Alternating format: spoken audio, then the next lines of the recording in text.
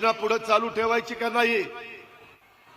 ही योजना पुढे चालू ठेवायची असेल तर नोव्हेंबर मध्ये पर्यंत तर तुम्हाला पैसे मिळणारच आहेत. नोव्हेंबरला इथं निवडणुका महाराष्ट्रामध्ये होणार आहेत. महायुतीचं सरकार म्हणून आम्ही काही ठिकाणी धनुष्यबाण, काही ठिकाणी कमळ आणि काही ठिकाणी घड्याळ असे चिन्ह घेऊन आमचे उमेदवार 288 उभे राहणार आहेत.